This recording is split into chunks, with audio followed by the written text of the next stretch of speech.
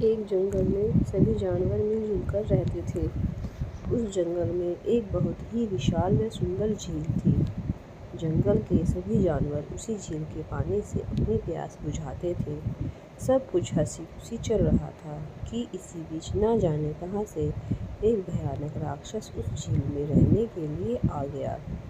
उस राक्षस ने उस झील पर कब्जा कर लिया और झील को ही अपना घर बना लिया। राक्षस ने जंगल के सभी जानवरों को उस झील में घुसने से व वहां का पानी इस्तेमाल करने से मना कर दिया। इसी जंगल में बंदरों की एक विशाल टोली भी रहती थी। इस परेशानी से निपटने के लिए बंदरों ने सभा बुलाई।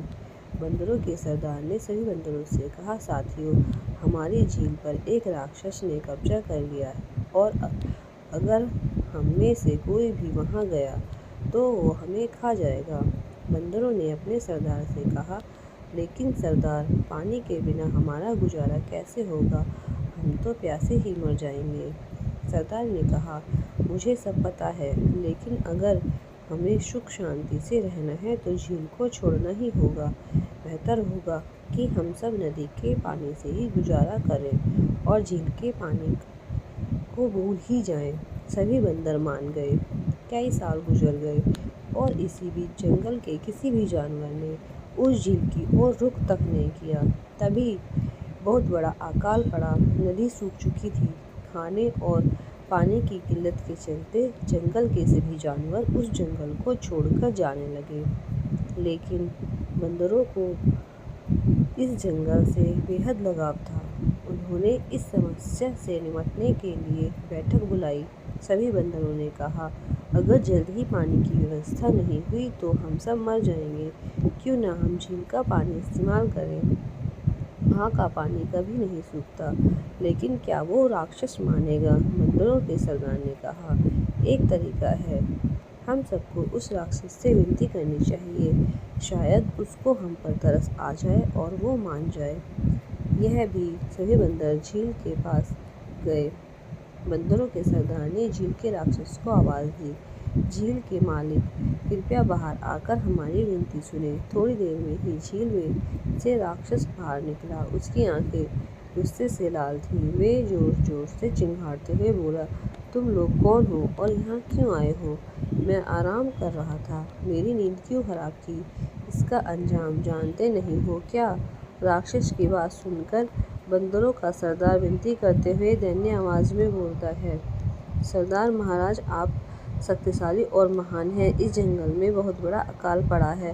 भूख प्यास से सभी जानवर बेहाल हैं। अगर पानी नहीं मिला तो हम सब मर जाएंगे। हम आपसे इस झील का पानी पीने की इजाज़त चाह। राक्षस और गुस्से में बोलता है, मैं तुम में से किसी को भी इस झील में घुसने नहीं दूंगा। अगर किसी ने हिम्मत की तो मैं उसे खा जाऊंगा। यह बोलकर राक्षस वापस झील में चला जाता है।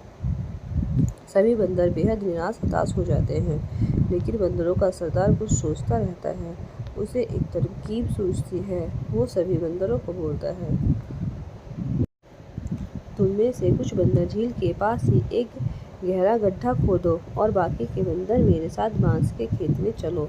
बंदरों का सरदार बंदरों को लेकर बांस के खेत में चला गया। वहां जाकर उसने बंदरों को खेत के कुछ लंबे व मजबूत बांसों को काटने का आदेश दिया।